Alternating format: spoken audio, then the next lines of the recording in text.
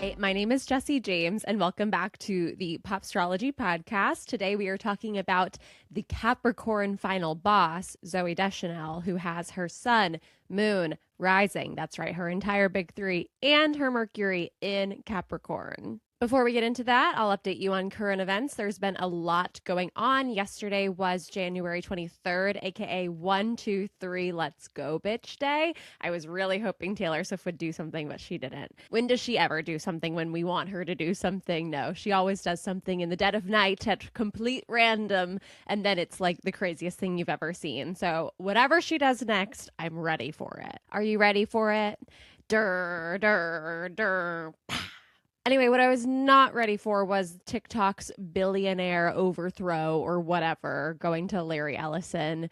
Who has allowed men to be like this? Like, it is crazy. I've been thinking about this so much, actually.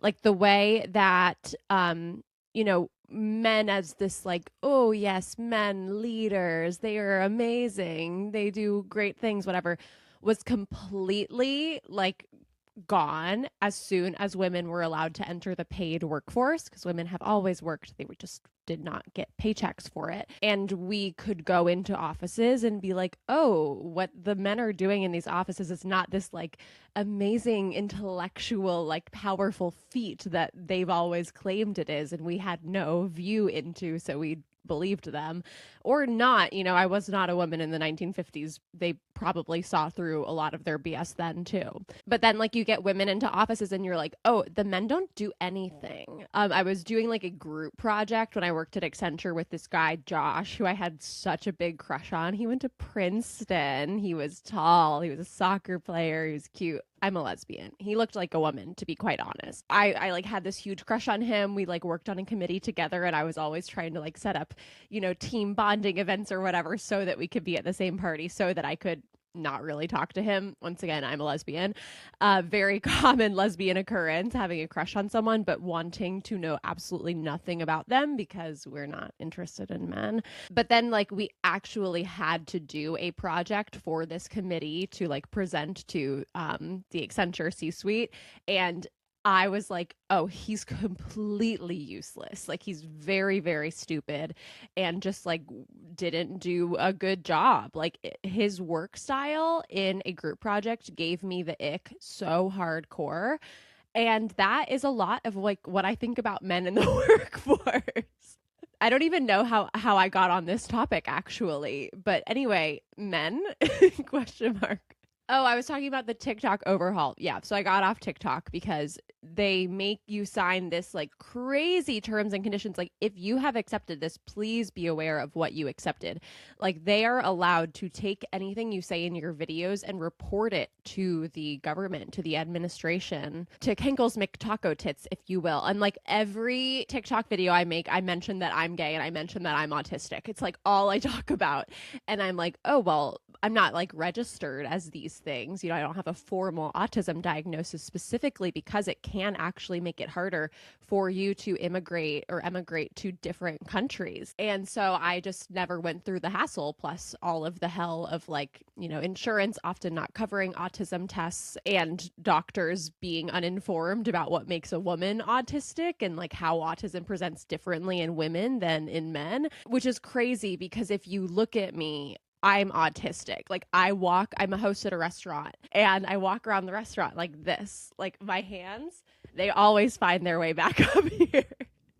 And I notice it in some of my coworkers too. And they don't know they're autistic, but I know they're autistic because this is how you can tell actually. I walk around like this. But anyway, I don't want the government to know that I'm gay and autistic and use it to like put me on a domestic terrorist list or a no-fly list or whatever. And so I deleted my TikTok account and I'm off now. And I like knew it was coming, but I didn't know the date. So it was actually a surprise when I woke up yesterday. American billionaires own TikTok now, and no one should be using it because they will use it maliciously against you, which is such a bummer because TikTok is an amazing place to find community. And I'm a pop culture obsessed person, and it was where I saw my pop culture.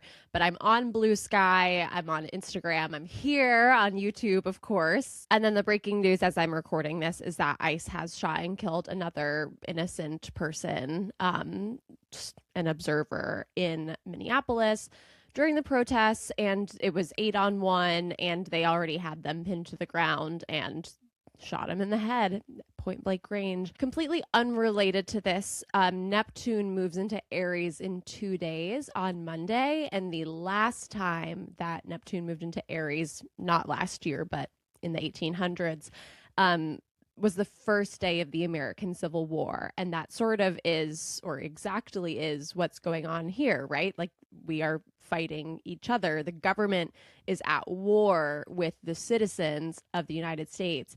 And hey, that's bad. I don't understand how anyone supports him, but I especially don't understand how anyone supports him and doesn't see that this moment is going to be looked back on like the Yahtzees. Like, they are the bad people, and they're going to be written into whatever history books we have. You know, I'm very, very hopeful. I think we can create a better world. But, you know, if there is history, there's also always that chance of total annihilation. They will be looked back on as like the worst people in history. And I don't think they realize that. And I don't know how. And I have to assume it's because they don't read. Like, they don't know history. They don't know the hallmarks of the World War II period that are exactly the same as the hallmarks of this period, because they don't look into anything. It's very like surface level. It's very like, I take what I'm told and I run with it instead of doing any critical thinking, which is not good. And we must fix it. And how? Question mark. Still working on that one, but things will be better one of these days. But it will first be worse than it is right now. Anyway, that made me sort of depressed. Can we talk about Zooey Deschanel, please? Thank you. I'm also recording this. Like, I worked last night and then I'm off today, and then the restaurant's closed tomorrow because we have the big snowstorm coming to the Northeast. And so I'm like checked out. I am all the way like, I worked the past 3 days. I'm tired. I'm just ready to lay in bed and finish watching Silo and like watch Ready Player One and the Parallax View and just like have my stoned like time in bed with my cats and stuff. So I'm like a little bit like on winter vacation mode, and I hope that that's fine with you guys because it's what you're getting. So Zooey Deschanel, obviously well known as Jess from New Girl, Summer from 500 Days of Summer. She was as a blonde in the movie Elf with Will Ferrell. Very, very popular actress. I think certainly very related to New Romantic stuff. New Girl also stars Max Greenfield, who starred in Promising Young Woman with Bo Burnham, who's dating Phoebe Bridgers, or are they? Literally, who knows? She also starred alongside Joseph Gordon-Levitt in 500 Days of Summer, and Joseph Gordon-Levitt has been in a lot of different New Romantics productions. He starred in Inception. He was in 21, that Blackjack movie. He was the voice of Jiminy Cricket in the 2022 live-action Disney remake of Pinocchio, which stars Tom Hanks. I was about to say Tom Cruise, and Cynthia Erivo as the Blue Fairy. And there were 3 versions of Pinocchio that came out in 2022, which, you know, New Romantic senses tingling, one being the Disney live action, which has gotten honestly pretty bad reviews, but I really liked the movie. I thought Tom Hanks was great in it. He just kept saying Pinocchio. The Guillermo del Toro version, very explicitly anti-fascist and very, very good. I haven't watched the 3rd one, but it's the one where he goes, Father, when can I leave to be on my own? I've got the whole world to see. I've got the whole world to see, father. And so obviously Pinocchio is relevant to what's going on today. And I'm probably going to talk about New Romantics more. If you don't know what it is, I have multiple videos talking about this and talking about like why I think Taylor Swift is gay, for example, all of this performance art, because it's getting louder with Harry Styles releasing his new single Aperture and Louis Tomlinson releasing his new album How Did I Get Here on 123 Let's Go Bitch Day. Very, very loud kickoff. The Harry Styles music video, super, super, super Easter eggy. So Really excited about that. But once again, Zooey Deschanel. Zooey was born in Los Angeles, California on January 17th, 1980. Her dad is the cinematographer Caleb Deschanel, and her mom is the actress Mary Jo Deschanel. And of course, her older sister is Emily Deschanel, the actress who starred in the series Bones. Zooey was named after the character Zoe Glass in J.D. Salinger's book Franny and Zooey. Zooey spent much of her childhood traveling because her dad shot films on location, and she hated traveling because it meant leaving her friends and interacting with unfamiliar cultures and places. And something I will talk about is that Zooey has her Saturn, which is her chart ruler, in her 9th house. And that is such a hallmark of a 9th house Saturn, either traveling a lot and hating it or not getting a chance to travel at all until much later in life. And she has said as an adult that in hindsight, she really appreciates the ability that she had to travel and experience all of those things. But as a child who was forced to leave her friends, not great for her. Zooey attended the private Crossroads School in Santa Monica, where she became friends with Jake Gyllenhaal and Kate Hudson, two names that are also very new romantics. Jake Gyllenhaal obviously was one of Taylor Swift's beards, and Kate Hudson is in the new movie Song Sung Blue with Hugh Jackman, which is super NR. Zooey was a theater kid, and she had planned to pursue musical theater as a career, and then she ended up going to Northwestern University for 9 months before she dropped out to pursue her career. She had her film debut in 1999 in the film Mumford, and then she was a co-star in the movie Almost Famous with Kate Hudson, and one of my favorite actors, Billy Crudup.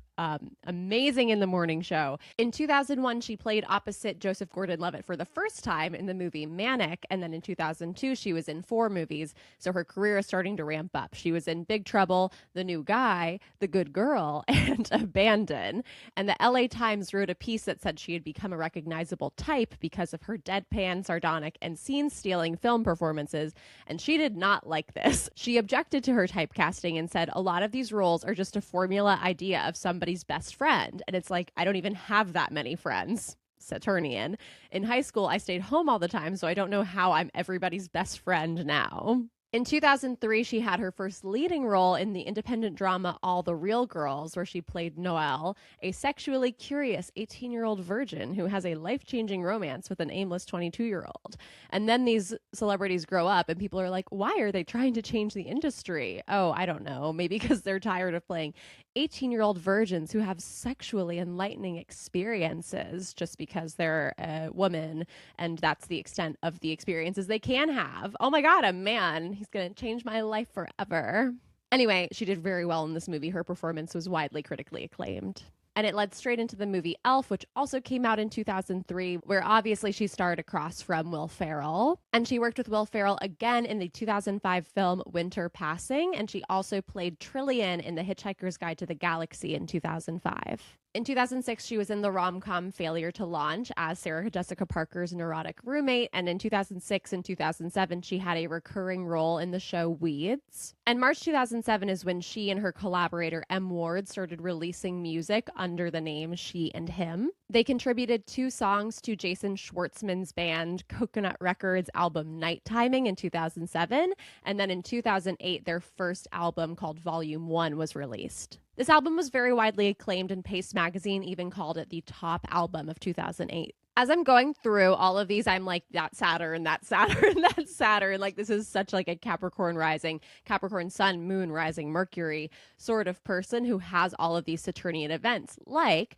she was cast to play Janis Joplin in a biopic called The Gospel According to Janis, which was scheduled to shoot in 2006 and then postponed indefinitely, and then picked back up to be released in 2012 and then canceled for good. And this frustrated Zooey a lot because she said that she spent 3 years working to imitate Janis's like scratchy voice and then never got to use it. So by 2008, she's a successful musician. She's a successful actress on film and TV. And she also starts doing some voice actor work. She voices a couple of characters on The Simpsons, and she also narrates a children's audiobook. At this time, she also gets engaged to Ben Gibbard, the lead vocalist for both Death Cab for Cutie and the Postal Service, and they get married in September 2009. 2009 is the release year for 500 Days of Summer, which is called a sleeper hit, where she plays opposite Joseph Gordon-Levitt in a very iconic, critical movie that is a great test of if someone has any media literacy or not.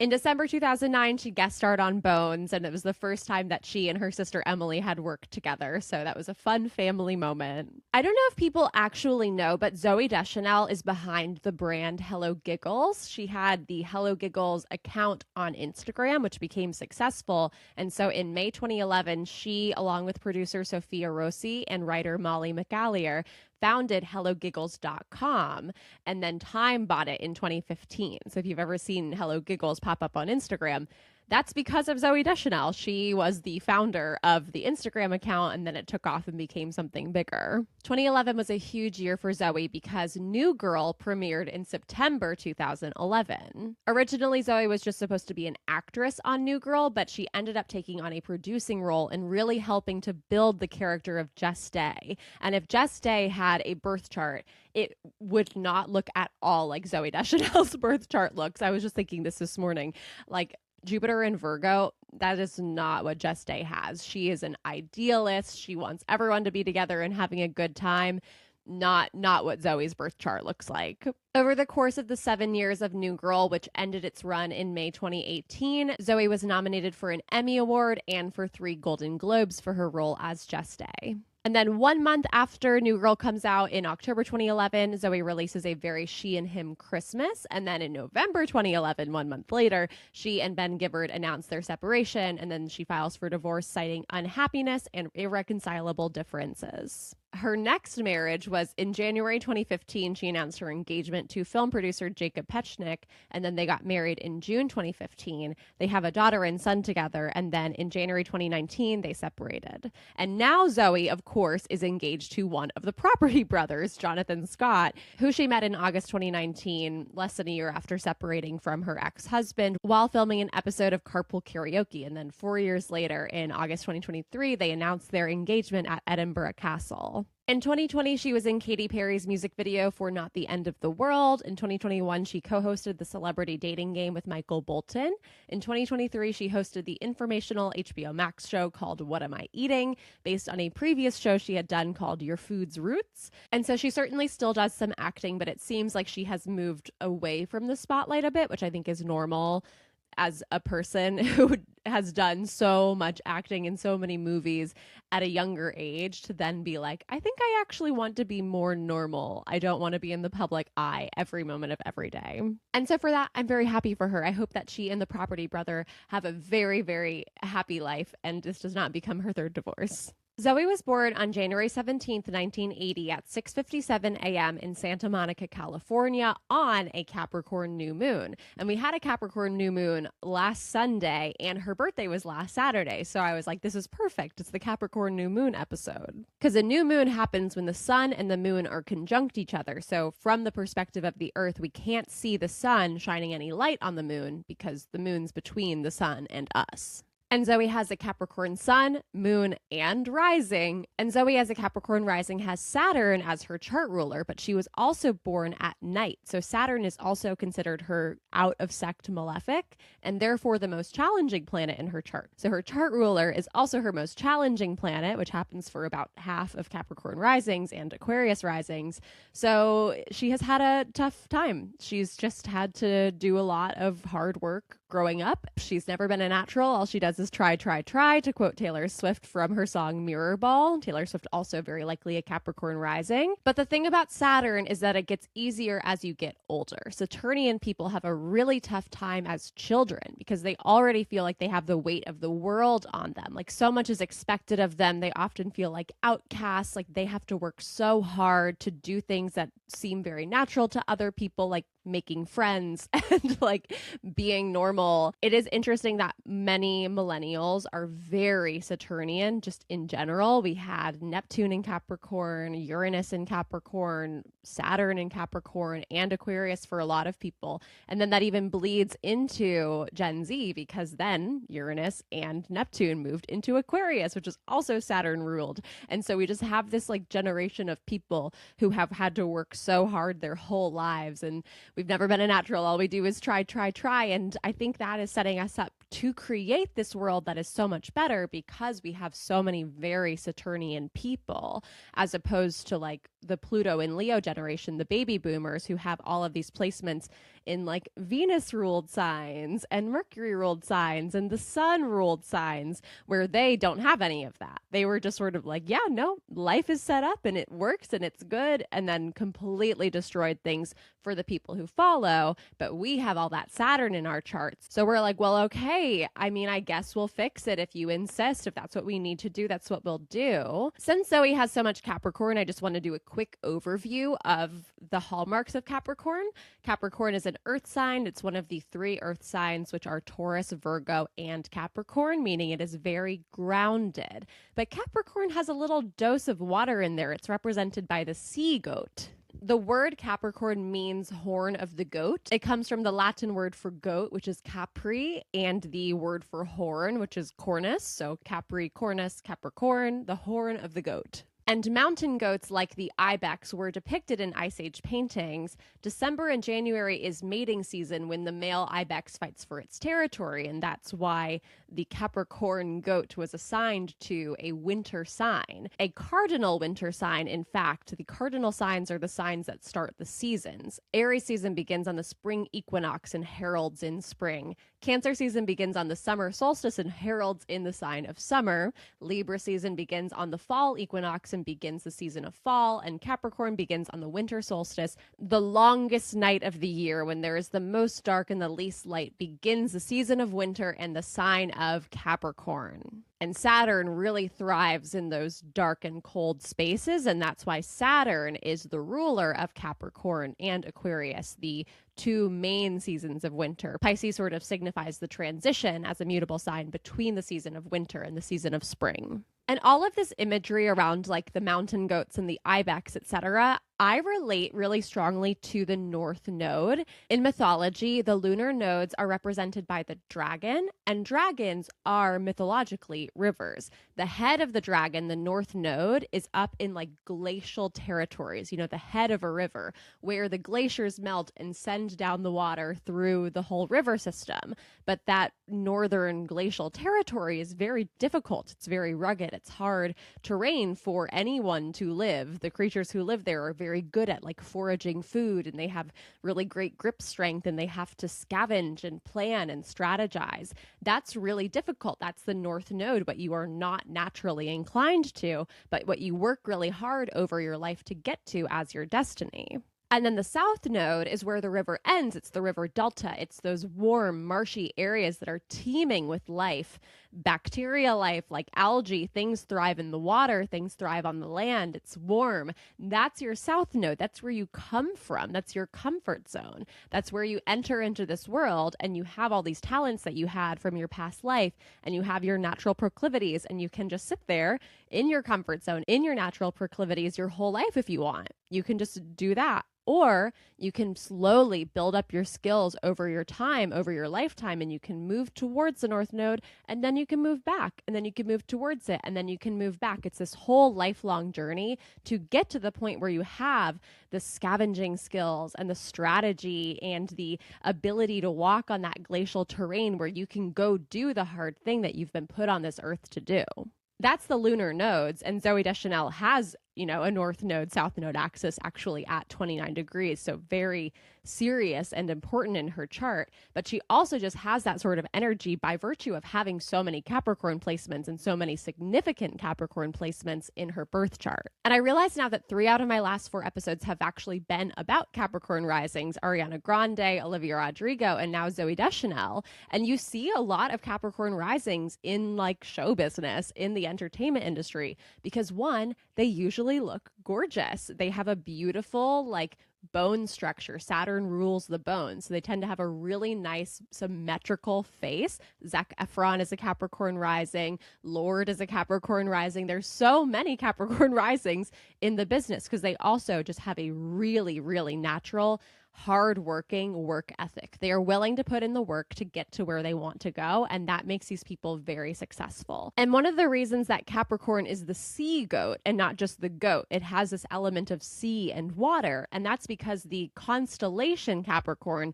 which is not exactly aligned with the degrees of the sign Capricorn, is in an area of the sky known as the Sea of the Water and connects other water-related constellations, including Aquarius and Pisces. Aquarius is an air sign, but it has the word aqua in it. It's the water bearer.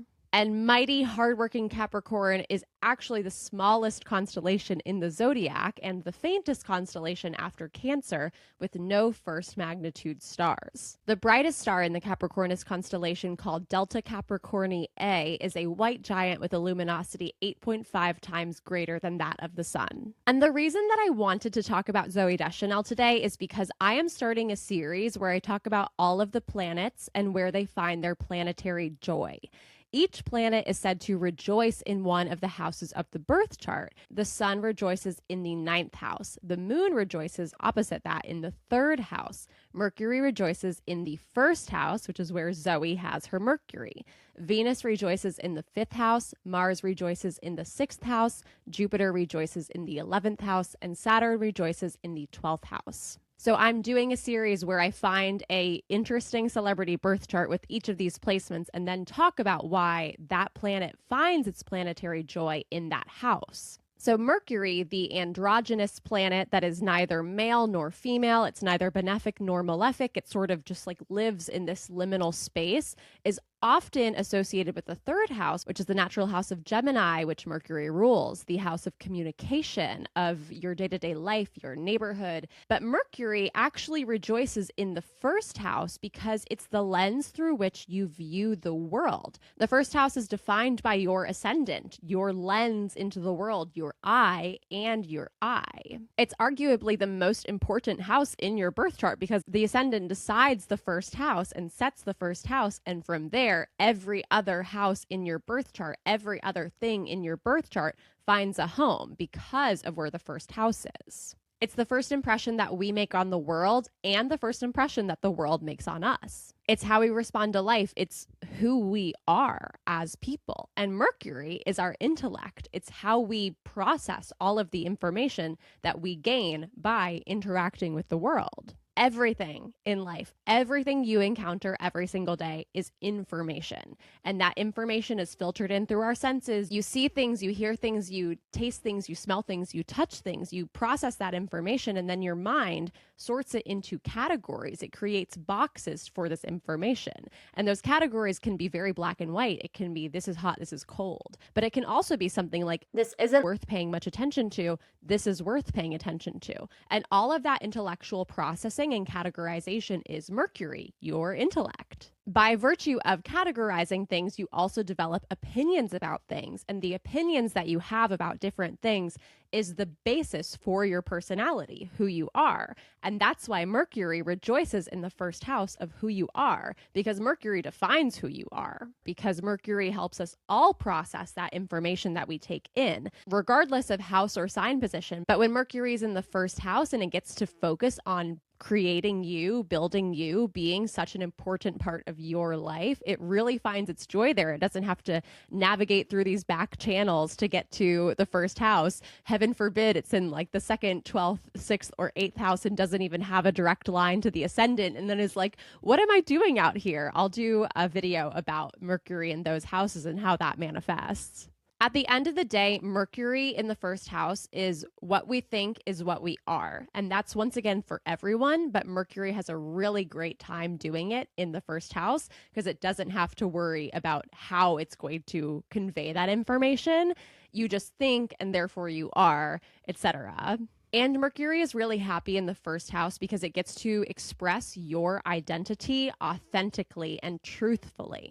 And I think Zooey Deschanel, who is known for being quirky and known for being Bangs Girl and just definitely known for being herself, is a great example of this. And Mercury in Capricorn is relatively neutral. It's not in domicile or detriment or exaltation or fall, but with planetary joy, even if a planet is positioned in a sign where it doesn't really do well, which would be Mercury in Sagittarius, where it's in detriment, the opposite sign from Gemini, or Mercury in Pisces, which is its sign of detriment and fall, because Mercury is both domicile and exalted in Virgo, it will still do well. A Mercury in Pisces, for example, is someone who has a really hard time with words. Pisces is more about like dreams. This might be someone who tends to be an artist who communicates through poetry and song and artistic medium instead of words. That Mercury will still do really well there if Pisces is your first house. If you're a Pisces rising with a Pisces Mercury, you are great at art, at dreams, at visions, at illusions, at creating these romanticized worlds. If you're a Sagittarius rising with Mercury in Sagittarius, your mind just lights up at the idea of research and wisdom and knowledge and mythology and yoga and mind-body practices and spirituality. Like, that is your bread and butter.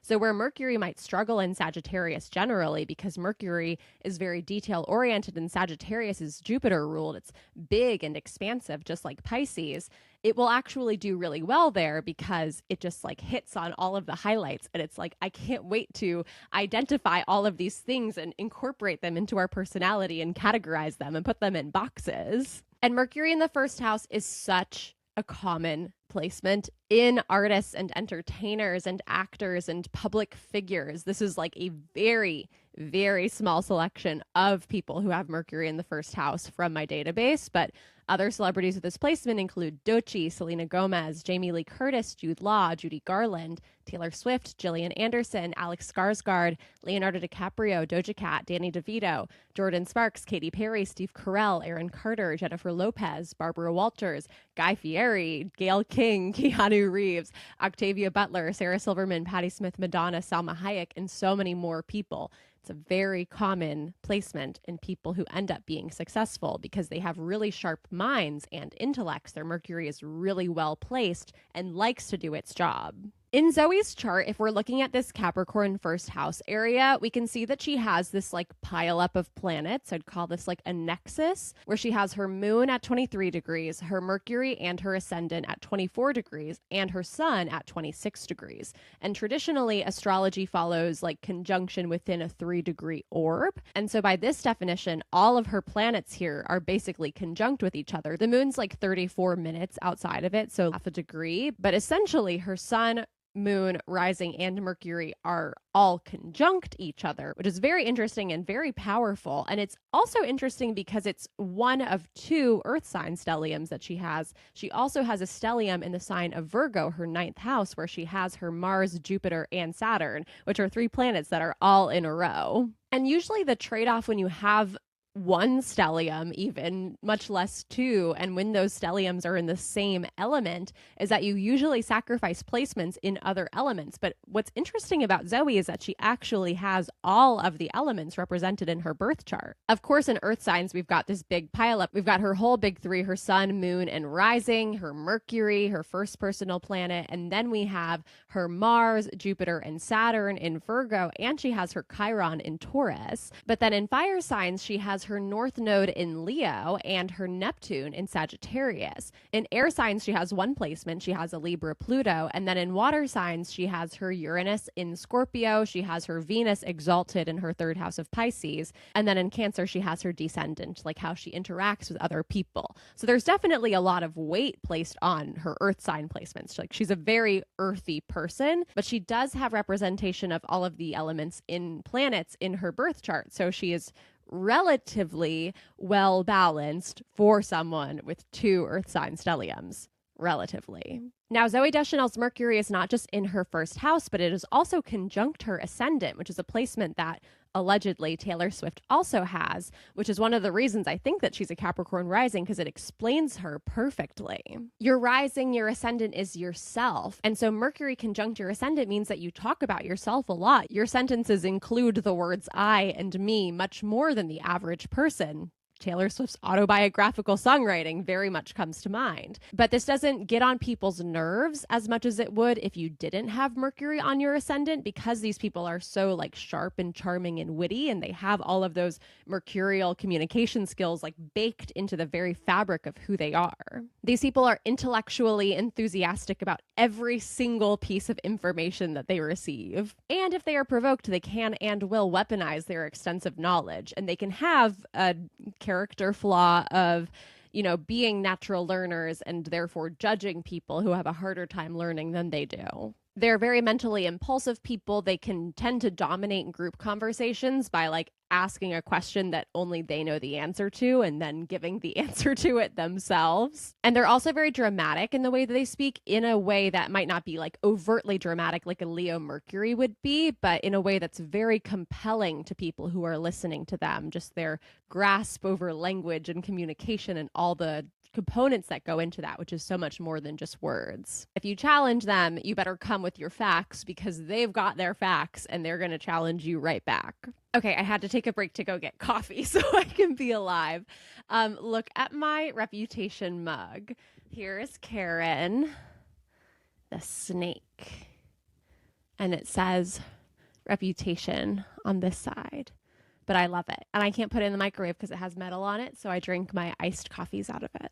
And I'm gay, so yes, I am drinking iced coffee in 20-degree weather. Your rising is how you present to the world. So moon conjunct rising means that all the things the moon signifies, your moods, your emotions, the 8 different phases of the moon that are constantly changing, is reflected in how you present yourself. These are people who wear their hearts on their sleeve. You can always tell what's going on with them. And for this reason, they can appear very moody. To them, it's sort of like whatever feeling they're feeling right now is their world. It's their entire experience, not just like a part that they can sequester away. They're very impressionable and they're very sensitive to the environment around them, which means that they're also very, very intuitive. They can also tend to base their mood on how they perceive others as thinking about them. So if they're around someone and they perceive that that person doesn't like them, even if that person doesn't have any problem with them and doesn't dislike them at all, they will change their like entire personality to reflect the fact that they're around someone who they perceive as disliking them, which really contributes to their moodiness. And because this moon is not only conjunct her ascendant, but also her sun and her Mercury, everything about herself is directly influenced and impacted by her emotions. Her life direction, her ego, her intellectual faculties, her thoughts, her thought processes are impacted by her moon. This is someone who might think that they are making logical and rational decisions, but actually be making decisions that are completely influenced by their emotions, because there's no separation between these two things. Her saving grace on this aspect, I think, is one, that this is all happening in Capricorn, which is a very grounded sign in general. It's also the detriment of the moon because it's opposite the moon's home sign, Cancer. So the moon isn't as strong in Capricorn and definitely doesn't win out this like nexus of placements. The moon's not the one that's on top being like, haha, listen to me. Also, this entire nexus makes a trine with Zoe's chart ruler, her Saturn, in her 9th house of Virgo. And Saturn being trine the moon, whenever and wherever it occurs in a birth chart, helps to stabilize the emotions of that person. Saturn is not about wildly changing things. Saturn is grounded and stable and practical and realistic. And so we might not see as much of that like emotional instability and like outward overreaction from Zooey Deschanel because she has all of these mitigating factors. But if you had a moon conjunct ascendant person in a different way, in Cancer perhaps, with maybe a square or an opposition to Saturn, that would be someone who was just constantly flying off the handle. I'll see if I can pull an example of that in a future episode.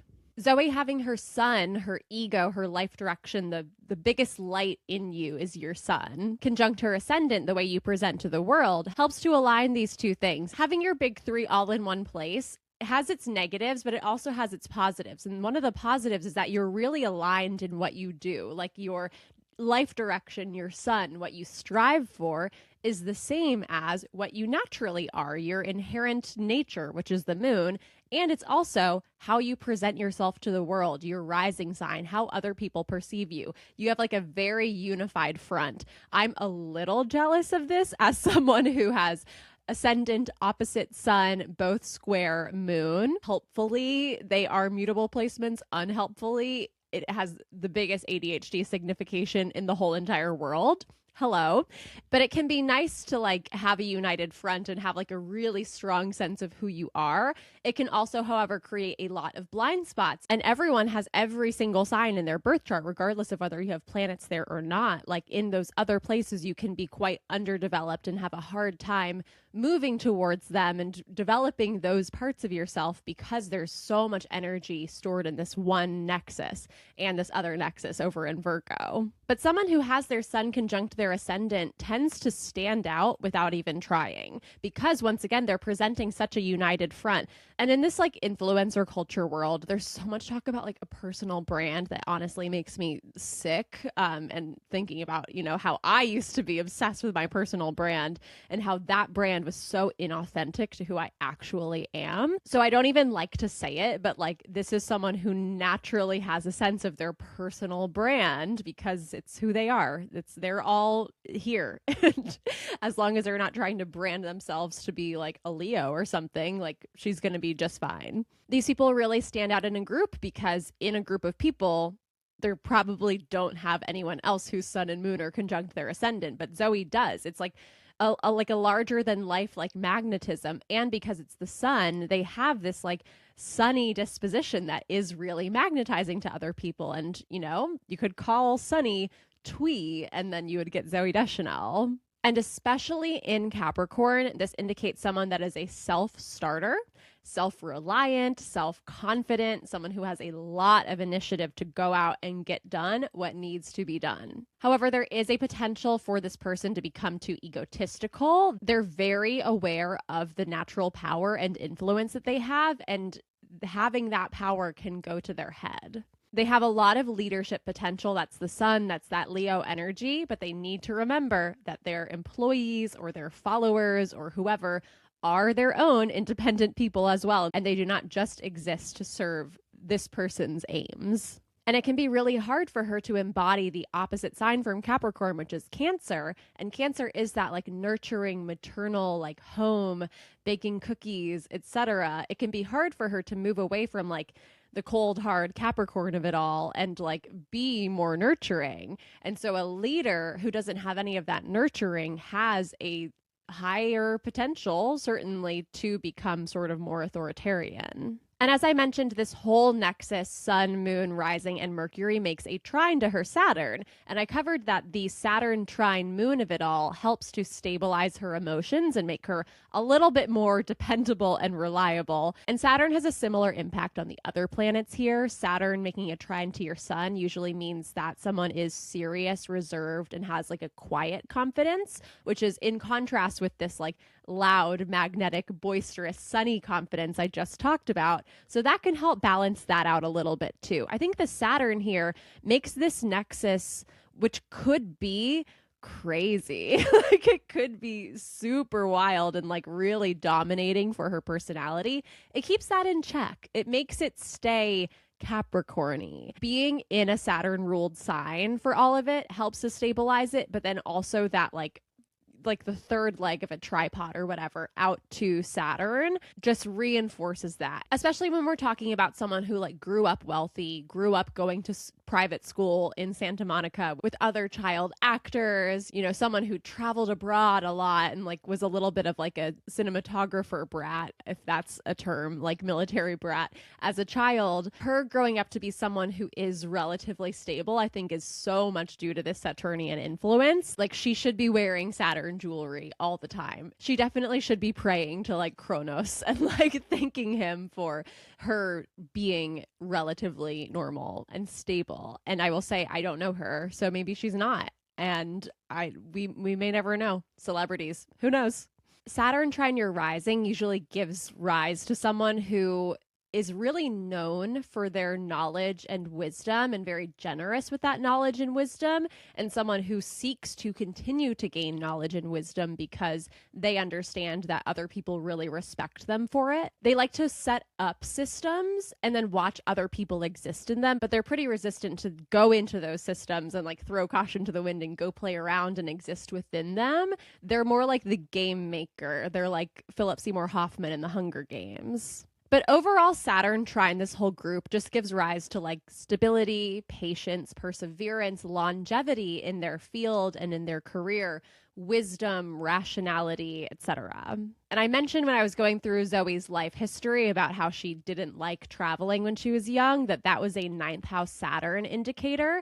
And the ninth house is all about long distance journeys, wisdom, mythology, mind-body practices, spirituality, higher education, etc. And Saturn shows up in places where there is challenges. So having all of that travel experience with a Saturn chart ruler out of sect malefic in your ninth house means that was really difficult for her growing up. As she said, she had to leave her friends. She had to interact with unfamiliar cultures, and that was hard for her. But looking back, now that she's older, now that she's been through her first Saturn return, and she has more of a grasp on the world and on life, she can look back and be like, oh, that Saturn placement in my ninth house that made that travel so challenging fortified me as a person. It taught her to get around in unfamiliar spaces. It taught her to make friends when she was taken away from her existing friends. And those are skills that helped her whole life. That's like the best explanation of Saturn that I could possibly give. Saturn is all of those challenges that he put you through, every hard thing that you endured, make you who you are. They end up being things that you look back on and you say, oh, that was really challenging, but it made me who I am today, and I'm grateful for the lessons I learned. That's what Zooey is seeing here with her ninth house Saturn, being like, I hated this when I was going through it, but now I can look back and see how it impacted me and shaped me into who I am, and I'm grateful for that. But with the ninth house's other significations, this can also show up as someone who has a hard time expressing their questions, someone who often limits their growth in learning because they're afraid of failing or they're afraid of being wrong, and especially they're afraid of having their intelligence ridiculed. They can have a hard time with abstract thinking. Saturn tends to be a little black and white, and so that can cloud their thinking processes. Morality is very important to people. The ninth house is about like your morals and what you believe. And so these people can have like very strict moral codes that they feel a need to adhere to. They can have really strong rules for their behavior. And they can also look up to authority figures and older people quite a lot for their own morals and beliefs. And they also take a lot of time and evidence to figure out their moral code. It's not just something that they just like exist in the world and they're like, oh yeah, I think this is good, this is bad. They're like, because of these 9 pieces of evidence, I believe that it is wrong to not return your grocery cart to the grocery cart shopping lane. In this essay, I will. And it's like, no, you can just, it is bad to not return your grocery cart. Like we don't need evidence. And they're like, oh no, but I do.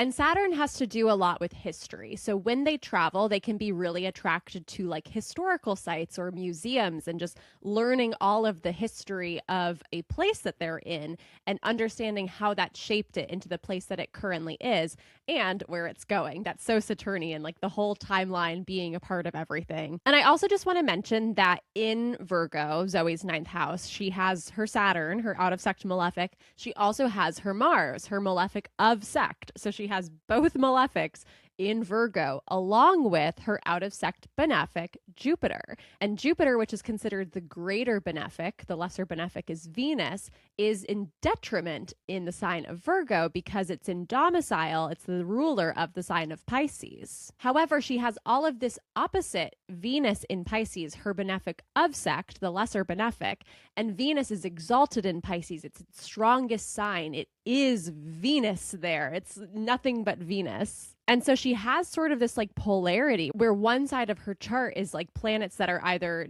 designed to have a bad time in normal signs to them, and a planet that is designed to have the best time in the sign where it has the hardest time. But also the planet that has the second best time in the sign where it's its strongest. So she has this like push-pull of like things that are really good and things that could be really challenging. Jupiter in Virgo is a skeptic's Jupiter. This is not someone who's going to be coming out like waving a flag, being like, I have all of these ideas, come follow me.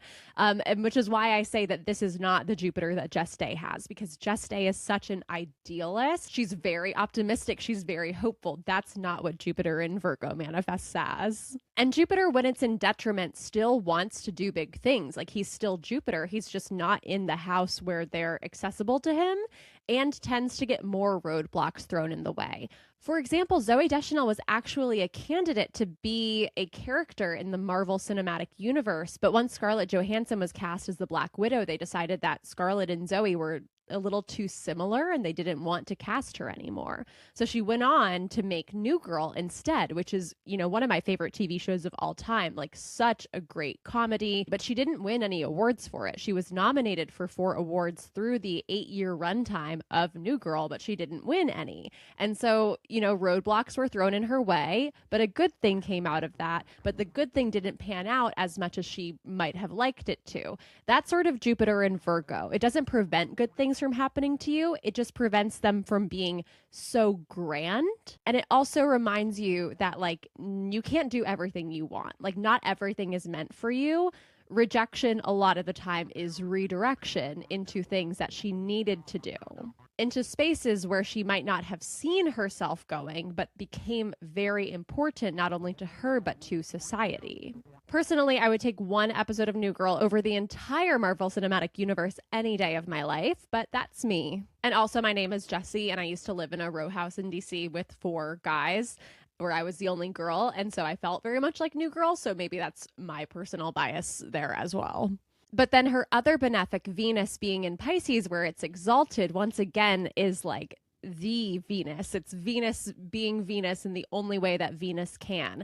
This is someone who loves love. They romanticize everything. They look around the world and they see the spirit in each tree and rock and creature, and they cry and they think about the beauty of everything. They spend their whole life chasing love in all of its forms, love and beauty, not because beauty gives them power, which is a reason why a lot of people chase beauty, but because beauty to them is magical. It is this Piscean dream realm of illusions and songs and visions, and what if everything was perfect, which is so anathema to this Virgo Jupiter. But it's this duality of who she is, where she has all of this Saturnian, Capricornian like jadedness, but she also has this like, I think so much of this reference, I love Sleeping Beauty, I think that might be why, but like after Maleficent comes in and crashes like the baby christening or whatever, and is like, this girl will prick her finger on a spinning wheel and she will follow into a deep slumber.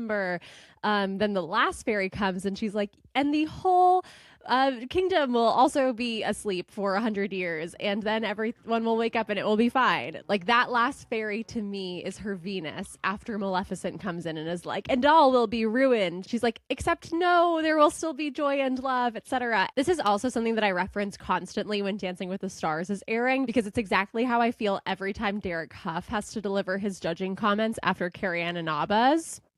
Yep. This Pisces Venus is in Zoe's 3rd house, and I saw a Tumblr user call the 3rd house Venus the snake charmer, because these people, the 3rd house is all about communication, and Venus is about sweetness and like magnetism and attraction. And so these people are able to communicate with other people in a way that is very magnetic and charming, which can be like the snake charmer. Like, they know how to say things in a way that gets people trapped in their clutches, though not necessarily in a manipulative way, but can be used in a manipulative way. They're very talented writers, especially with poetry and songs, and the things that they write tend to be very easy to get stuck in your head, like very catchy and hooky. These people need their relationships to be filled with intellectual stimulation and spontaneity. They do not want to be with someone. Venus can represent like love and relationships. They don't want to be with someone who they feel like is going to hold them back or hold them down. They want a partner that can keep up with their life, their busy schedule, their need to flit around the neighborhood in this like third house sort of mercurial way. They want to have fun in their relationships. They value laughter a lot. Like that's what a third house Venus really is. And then the last thing I want to talk about in her chart is her nodal axis, her north node at 29 degrees Leo and her corresponding south node at 29 Aquarius. And I especially want to talk about this because she's having her nodal reversal this year. On August 27th, 2026, she is going to have the south node conjunct her north node in Leo as the nodes move from the Virgo Pisces axis to the Aquarius Leo axis. So someone who has their south node in Aquarius, a Saturnian sign that deals with social revolutions, but also deals with like people who feel alienated, people who feel outcast. This is someone whose natural feeling, their south node, their comfort zone where they come from is being outcast. It's someone who grew up and for whatever reason, if they were quirky or they were the only gay kid in their class or the only girl who traveled all the time and like was never in school, like they learned to be an outcast and they sort of expected that they would always be outcast, and they honestly sort of gave up on acceptance before they even tried because they were like, well, this is what happened to me. I guess it's my fate. And this, along with like the jaded energy of the 29th degree, the anaretic degree, who has already seen it all, has no more aspects to make before it moves into the next sign and starts over. Like this is very much like an old soul placement. And looking at Zooey's chart based on everything I've said, like all of this is old soul. Capricorn is an old soul sign. Saturn is an old soul planet. 29 degree north node is an old soul. All of this has this energy of like everything has always been hard for her, but all of the difficulty early in life paves the way to have like a much easier later life. And even if it's not technically easier, it feels easier because you had to develop your skills so much at a young age that when challenges come at you down the road, you're like, oh, I was doing more than this when I was 5, honey. And the hardest thing for a Leo North Node to accept, Leo being like the warm, expressive, playful nature of the sun as her North Node, that glacial, tough terrain that she has to move towards, it's hard for her and it's hard for Leo North Nodes to navigate that sunny energy. Like their tough terrain on the glacial mountains is like self-expression and being playful and allowing love and warmth into your life. Which can sound silly to people because it's like that stuff, you know, it's supposed to be the easiest, most natural thing to do, to play. But for someone who has all of this Saturn, who never really got to play growing up, like that's actually very hard because her own biggest critic is herself. Her own harshest critic is herself. She has sat on the sidelines and watched herself do things her whole life and noted every single mistake she made and noted every time that she did something weird or she said something that other people didn't like. And she is scared of being wrong because she doesn't want to let herself down. But it's not because other people have said you can never be wrong or you always need to be perfect. It's because she believes that she always needs to be perfect. And once she's able to let that go and move more towards that playful, expressive nature of the sun and of Leo, then she's able to heal. And being 46 years old, like she may have already done this. She may have already passed this test with flying colors. I don't know her. But for anyone who has a Leo North Node, that's going to be a very important thing to learn to do over the course of your life. But it's also important because you already have this like watcher who makes sure you do nothing wrong. And I'm a Virgo. Like I fully understand. I struggle a lot with this myself.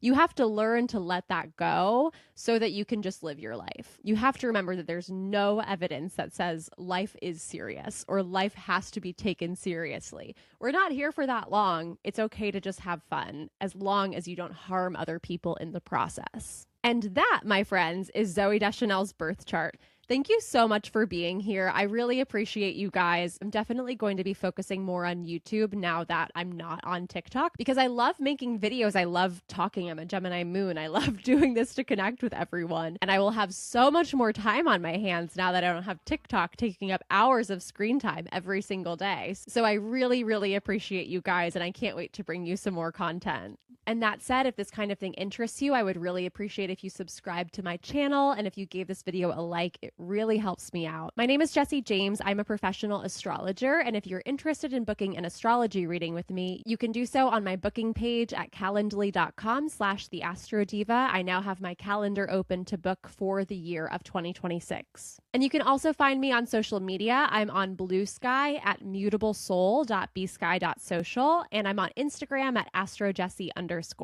Anyway, I love you so much. I hope everyone is staying safe in this extreme weather event we're having on the East Coast. I'm really hoping that power outages are minimized, because that's the scariest thing, like losing heat and losing heating pad at a time like this. I'm sending all of my love and my thoughts to the people of Minneapolis who are so badass standing outside in like -degree weather, protesting ICE, doing the American thing, and standing up against people who are trying to threaten our constitutional rights and liberties. I'm in awe of every single one of you who have walked out of your jobs and refused to participate in the economy, because as we know, the way to really get at the billionaires that run America is to hit their pockets where it hurts. So remember that next time you want to go buy something on Amazon. Anyway, I love you, and I will talk to you soon. Bye.